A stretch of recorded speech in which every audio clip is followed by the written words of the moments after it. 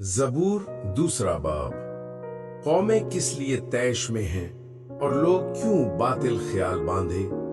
खुदावंद और उसके मसीह के खिलाफ जमीन के बादशाह सफ आराई करके और हाकिम आपस में मशवरा करके कहते हैं, आओ हम उनके बंधन तोड़ डालें और उनकी रस्सियां अपने ऊपर से उतार फेंके।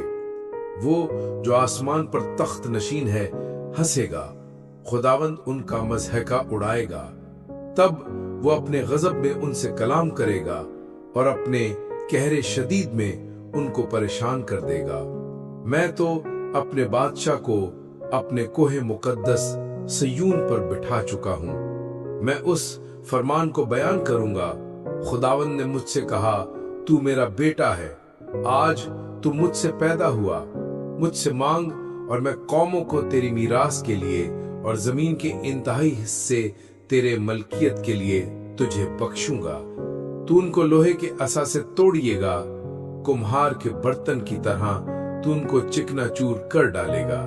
बस अब ए बादशाहो दानिशमंद बनो, ए जमीन के अदालत करने वालों तरबियत पाओ।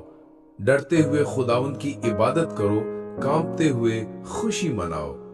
बेटे को चूमो, ऐसा ना हो कि वो कहर में आए और तुम रास्ता में हलाक हो जाओ, क्योंकि उसका गजब जल्द भड़कने को है।